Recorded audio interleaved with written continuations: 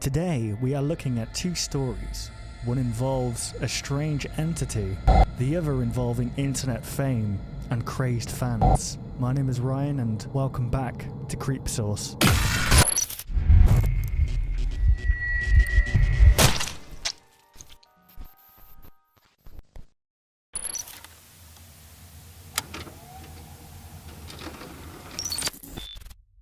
Last night was by far the most terrifying night I've ever experienced in my life. I'm honestly surprised I'm here right now. If I hadn't listened to my instincts, I would most definitely have faced a gruesome death. So please, take my advice and hide if you hear someone whistling in the middle of the night.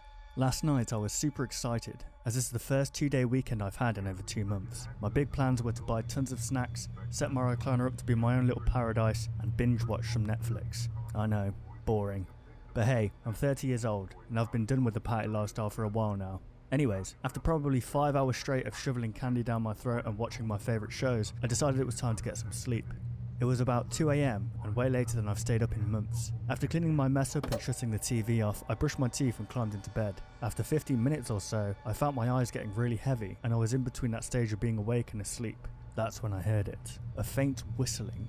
My ears perked up and I listened closely. It sounded like it was coming from my neighbour's complex. We have very thin walls in our apartment, so it's not unusual to hear him at times, but never at 2 AM in the morning. The whistle was the tune of Silent Night. The whistle made its way from my neighbours to out in the hallway that separated our doors. A feeling of dread washed over me and somehow I knew I needed to hide. I got up as quickly and as quietly as I could and ran into my closet, closing the door all but a crack, so whoever was outside my door wouldn't hear the click of the door shutting. "Benny?" It sounded like my neighbour, only his voice was somehow off. What I heard next made my heart pound in my chest. My deadbolt unlocked somehow. There was no way he could have unlocked it, not from outside the door. I began to sweat and was struggling to keep my breathing under control as the most intense fear I've ever felt took over my body. "I'm coming, Benny." His voice changing pitch at the wrong times. My door slowly creaked open. I heard a soft dragging sound, followed by a heavy thud with each step he took. I could hear his ragged breath as he moved closer. Then he started whistling again. The same tune as before, only now louder. I was fighting tears as he slowly crept closer and closer to my bedroom. I prayed to God to make this thing go away as I slammed my eyes shut. I knew this thing wasn't my neighbour, or even human for that matter. Everything about it felt off. It stopped just outside my bedroom door and didn't make a sound. From where I was in the closet, I could see the entrance to my bedroom door. I wish I'd never opened my eyes back up, but of course, I did. At the very top left corner, I saw a deformed head poking around the corner. The top of my door frame was at least 6.5 feet tall, and this thing was hunched over. It was huge. I couldn't make out any details of its face because my lights were off. The only lighting coming from the street light shining through my bedroom window. I'm actually glad I couldn't see its face because I probably would have fainted out of fear. It whispered. I squeezed my eyes shut yet again as I heard it enter my room. I could smell it now and it stunk horribly of rotted death. Tears rolled down my cheeks as I thought for sure I was going to die. I could hear it yank the blankets off my bed and it searched for me, letting out a grunt of confusion when it realised I wasn't there. It sat still, panting heavily as it must have been figuring out what to do next. Then it started slowly making its way out my room, once again whistling.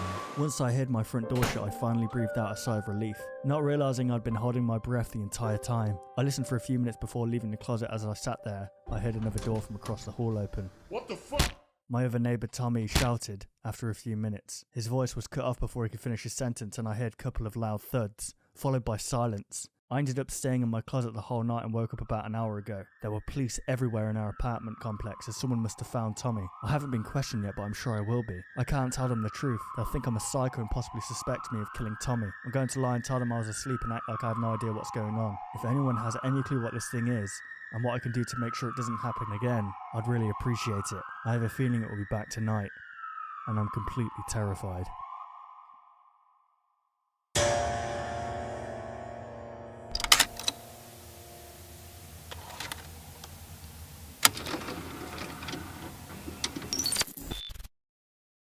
My channel is one of the fastest growing on YouTube, but I'm thinking of throwing in the towel. Just the thought of creating another video makes my stomach turn. I can feel my health and happiness tumbling into the abyss, and more days than not, I can hardly get out of bed. All because of my fans. Those sadistic fucks never give me a moment's peace. I'm their god, and my videos are the altar they worship me upon. Boundaries don't exist in their mind. I'm their property. Plain and simple. They think that they own me. They think that they know me. despite only interacting with me in half-assed comment chains at the bottom of 5-minute videos. How my address leaked, I don't know.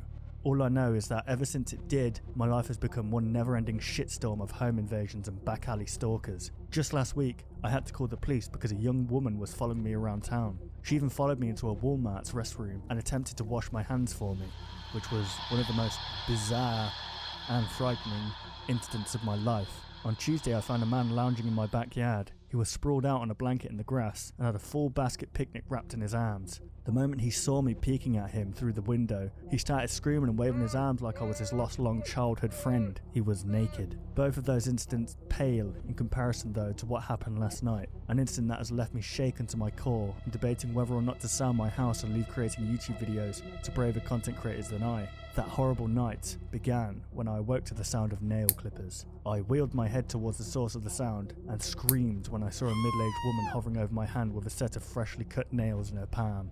Hush, sweetie. She said, voice laced with adulation. I didn't mean to wake you. I just noticed your nails are a little overgrown, so I thought I would give them a trim. We don't want you looking shabby for your next video. I jumped out of bed and turned on the lamp by my nightstand. Who the hell are you? I said, voice breathless. I could tell by the indent on the pillow she was using that she had been laying by my side for hours. She laughed. The sound of her gravelly voice echoing around the shadow-filled room sent chills rippling down my flesh. Quit messing around, she said. I know you remember me. You responded to my comment 3 days ago. What are you doing in my house? I just wanted to pay you a visit. I'm your biggest fan. Celebrities deserve to know who their biggest fans are, eh? It's a shame that we haven't met sooner. You shouldn't be in here. Leave now or I'm calling the police. The myriad of emotions that assaulted her face immediately after I said this truly stuns me. Her expression morphed from devastation to confusion to white-hot anger, all in 2 seconds. You bastard! She said, rising from the bed. I should have known that you wouldn't appreciate me.